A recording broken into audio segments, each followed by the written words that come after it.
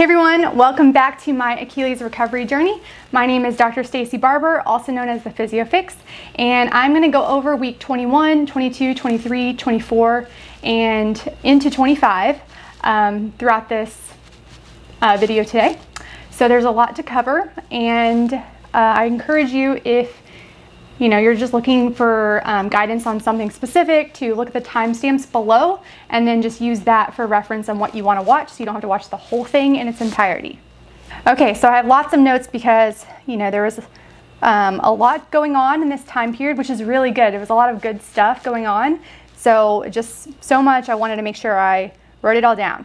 Okay, so I discussed in my last video that I was really working on foundational strength. So I was implementing exercises every other day, 3-weight calf raises, single leg soleus races, seated, standing. I was doing a lot of footwork, intrinsics, isometrics, just a lot of different things, and it really paid off because in this last few weeks I've been feeling really strong and I've been able to finally start jumping again, so woo! Okay, so week 21.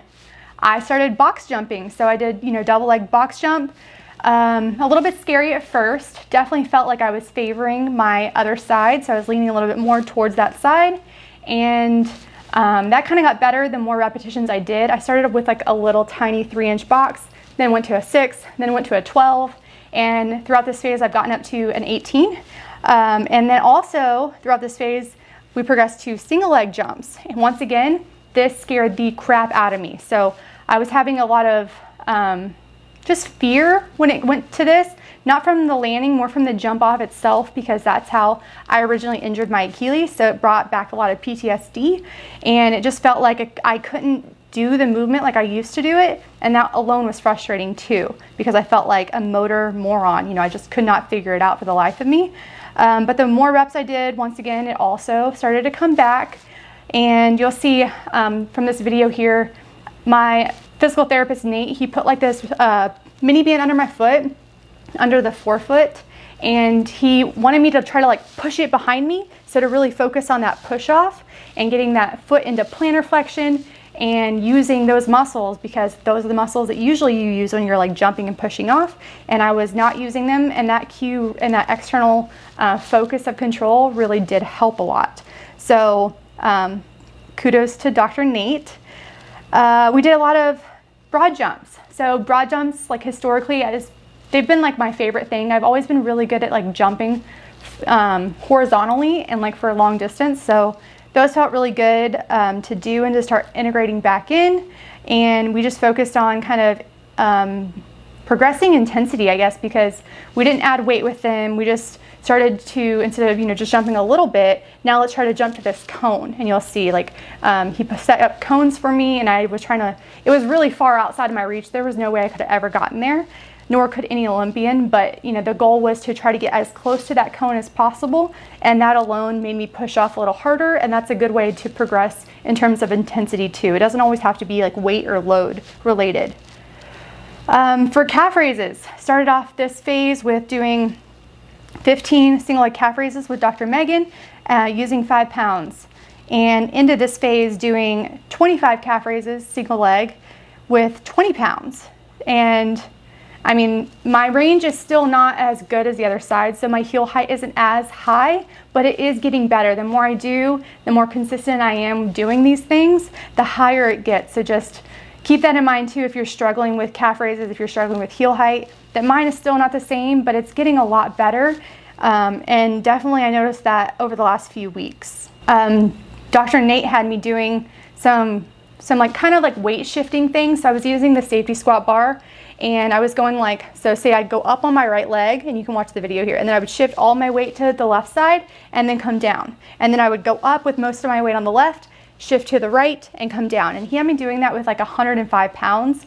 That kicked my butt. Every single time I did it, I felt like it was the hardest thing I did the entire day. Like jumping and stuff like that is like quick, but these like slow controlled weight shifts, especially if you're thinking about doing them right and keeping your heel as high up as you can, it's very intense and it's very hard and challenging, but in all the best ways, because it definitely is making me stronger.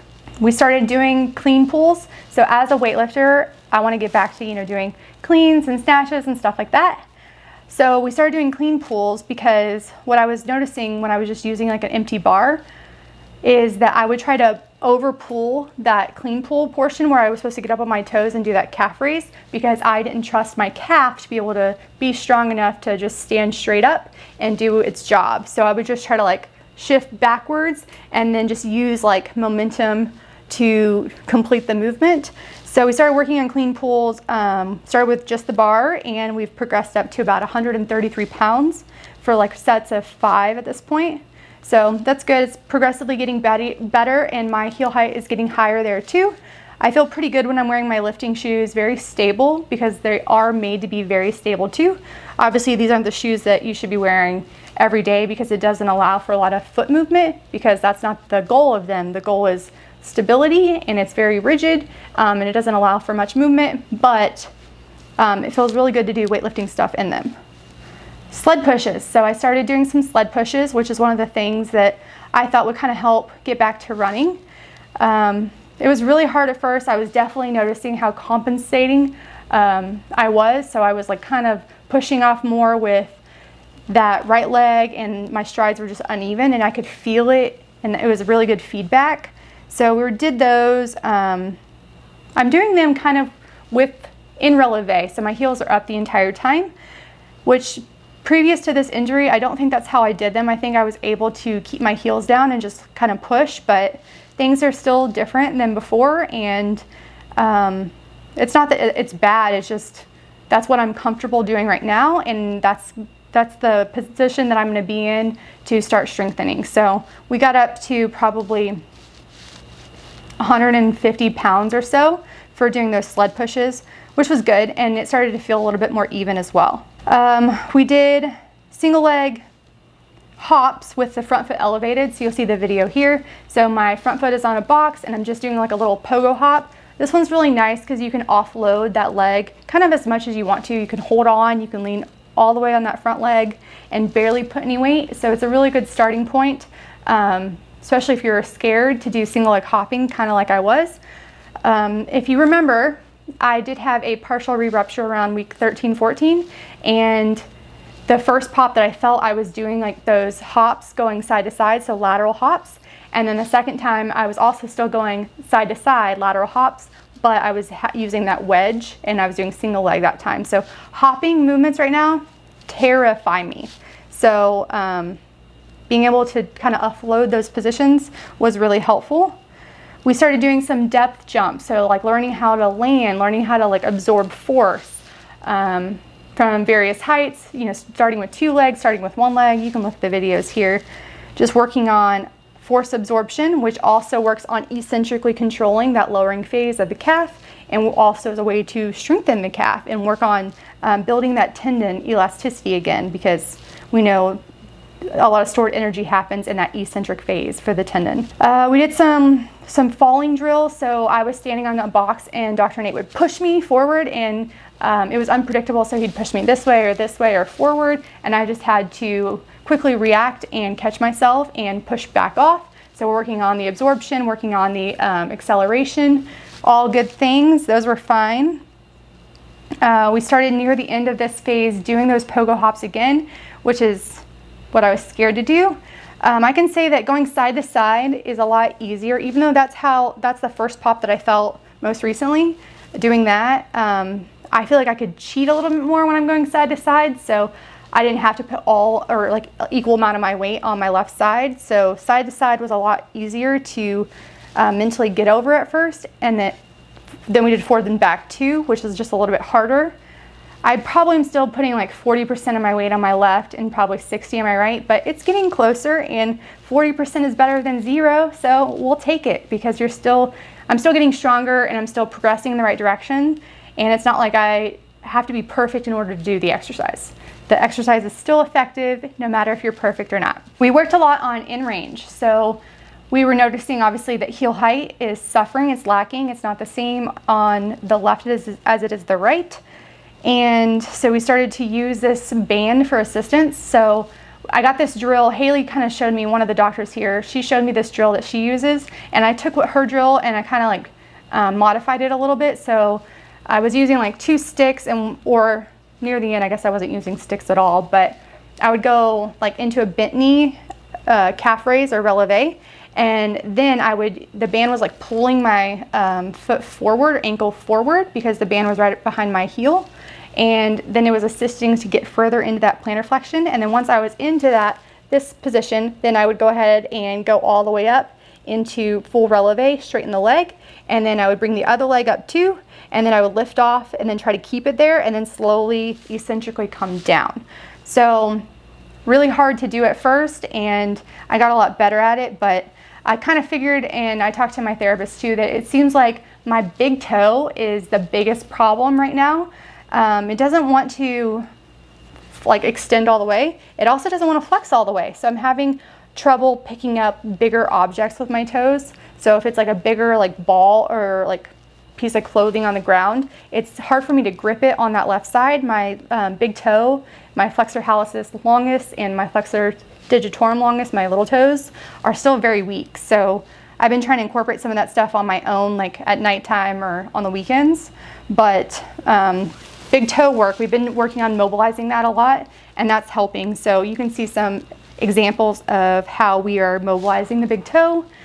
It's actually a big problem in a lot of people. So people don't realize that your flexor hallucis longus, which is your big toe, it like comes right here too. So it goes right next to the Achilles more medially, and it also assists in plantar flexion. So if it's limited, it's also going to limit your Achilles and your dorsiflexion. So maybe it's not your Achilles that's limiting you, maybe it's your big toe. But it could also be both things. So, you know, you want to keep working on that too.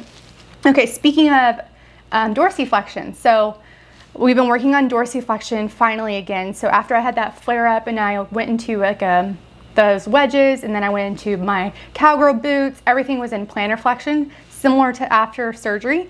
And I've been like slowly going down so I don't aggravate things too much. So I'm finally into my normal shoes that I like wear day to day are a 10mm drop. I didn't even realize that. I didn't even look at shoes or heel heights or pay attention to any of that before this injury.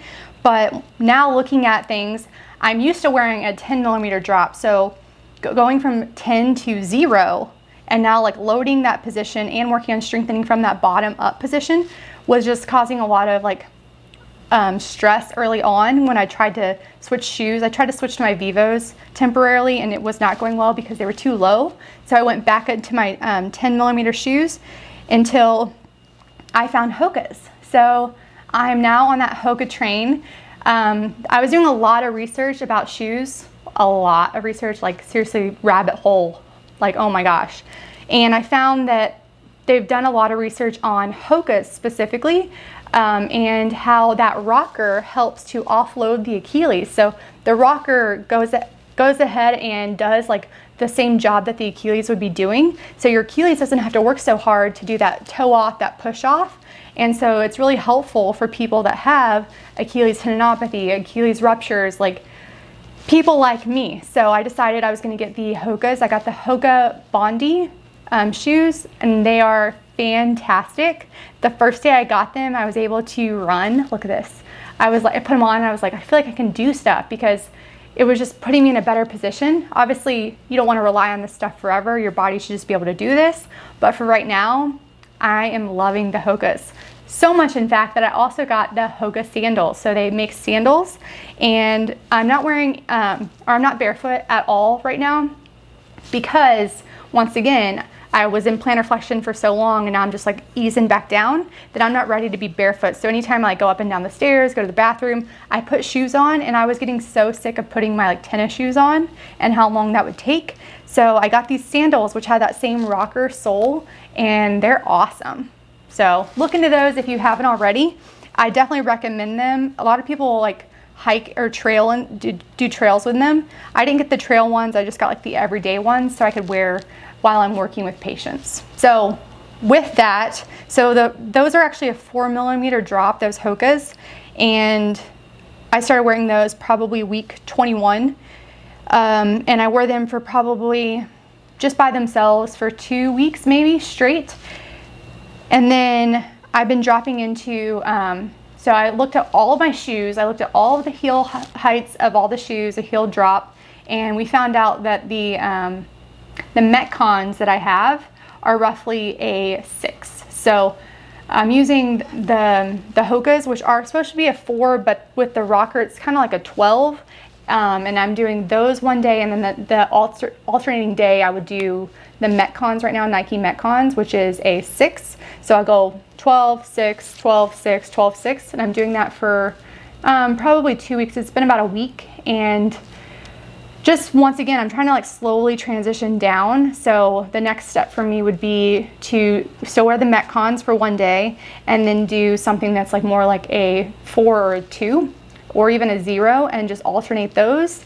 And then eventually just go to just the zeros, and then be barefoot. So be barefoot for everything, and then 0, barefoot 0, barefoot 0, and then eventually just do everything barefoot. So it's a very stepwise progression all the way back down to doing exercises barefoot. So I'm starting to work on dorsiflexion and like loading it, but I'm doing it in a very graded, gradual manner, if that makes sense. We're also doing a lot of forefoot isometric drills. My forefoot for the longest time was so weak I couldn't even like push into like my toes and to go downward.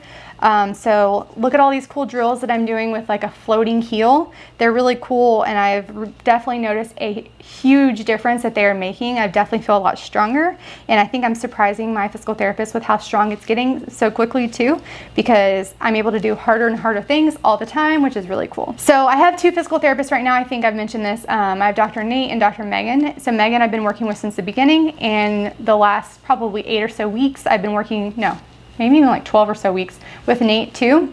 So it's a good combination to work with both of them, because Nate works on a lot of like the heavier things. So we do a lot of heavy movements. We also do a lot of power movements, jumping and stuff like that, like some maximal force jumping stuff. And then Meghan does a lot more of the small things that I definitely still need to work on. And we do a lot more of like muscular endurance, and even she incorporates a lot of kind of conditioning type stuff for me, because obviously as an athlete it's important to be well conditioned and to have a good engine, to have a good heart, lungs, stuff like that. And it's just nice to have a good combo of everything to have a really good team. I started hiking. At week 21 I started hiking, maybe even before that, maybe I talked about in the last video, but I started walking or hiking 1 to 2 miles every week. So I'll do 1 hike a week right now, that's 1 to 2 miles. And then the other day, I'll do 1 other day a week right now that I'm like doing jogging intervals. So with the jogging intervals, I started doing 10 seconds on, 50 seconds off for 1 mile. And then I went to 15 seconds on, 45 seconds off, then 20 seconds on, 40 seconds off, and then 30 seconds on, 30 seconds off. So I've kind of been progressing that, and that's where I'm at right now. 30 seconds on, 30 seconds off, and by off I mean walking for 1 mile. So I'm just gradually building back up my tolerance. When I am running, I got some new shoes for that too. So my old trail shoes that I've worn literally for like 6 years are Asics. So I got the same shoe, just in a new version. Those are the Asics GT 2008. 2000-8, and those are a 10 millimeter drop shoe. And so I'll either wear those when I'm doing my trails and my hikes or running, or I'll be doing the New Balance Hierro. So that's Hierro, and those are V6, and that's an 8 millimeter drop shoe. So I think I usually just prefer a higher heel when I'm doing hiking and stuff like that. So that's what I'm wearing when I'm hiking and running right now. When I started running again, you can tell in this video that, this was the first time I ever attempted running. Very guarded, very apprehensive, very limpy, and I even feel like my running mechanics have changed, which isn't necessarily a bad thing, but I felt like before I used to be more of a kind of a forefoot runner, or like I ran more on my toes, and now I feel like I actually a more flat-footed runner, which once again, I'm not sure if it's bad or good, but that's kind of the running mechanics that I'm most comfortable with right now based on this injury. So with all of this, everything's moving really good. Strength, like I said, still moving in the right direction. We're getting stronger every day, every week. And same with like jumping. Obviously we're doing lots of forms of double leg, single leg, horizontal jumping, vertical jumping, depth jumping. We're doing running, side to side jumping, stuff like that. We're kind of hitting all the different things we need to be hitting. But I will say that every time I transition to a new shoe or make some sort of transition in like new exercises in the mix, I'm still having this period of fatigue, of a flare up. Like you just feel that things are kind of upset, maybe some swelling temporarily, especially the shoes. Like some shoes just rub a little bit more right on my scar and cause more friction. So yeah, I mean, there's just an adjustment period when you kind of change anything. That's why it's so important to gradually transition, even in terms of exercises, in terms of weight, in terms of shoes, all the things. It's really important to gradually transition. So I'm still right now gradually transitioning down to the latest shoes that I was just telling you that I'm wearing. And I have like 6 weeks until I go on this big hike. So I'm trying to get all the way down to where I want to be and make sure that I'm ready to handle the big hike, because it's going to be a lot of walking and a lot of, crazy terrain. So even in the water, I'm going to be hiking like slippery rocks and stuff like that, which is kind of scary. So I want to make sure that my foot is ready to handle anything and being barefoot if it has to be. All right, that's kind of it. I want to wrap up with some final considerations. So the more that I sit, like sometimes I do a lot of paperwork as the business owner. I've been doing a lot of paperwork lately. I feel that my Achilles gets stiffer, and with that I feel like kind of the Achilles like bunches up more in my calf. So when I'm doing calf raises, I feel like it's not as fluid or it doesn't move as well. So I would just recommend, moving as much as you can if you have a desk job, because I don't, and the days that I do sit, I feel like my progress is definitely hindered due to that. Another consideration is right now it's summer here in Arizona. That means that dehydration is a big problem. We're always sweating, and there's actually been a lot of studies that link tendon ruptures, not just Achilles ruptures, to dehydration, because there's like a higher concentration of uric acid in your body.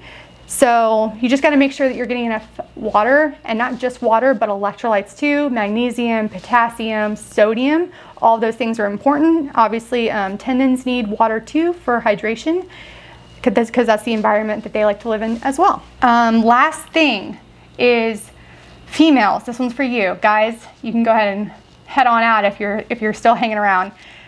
I've noticed that the last 2 or 3 cycles that I've had, I feel a lot worse during that time of the month. And I have been instinctively just kind of reducing volume and managing things.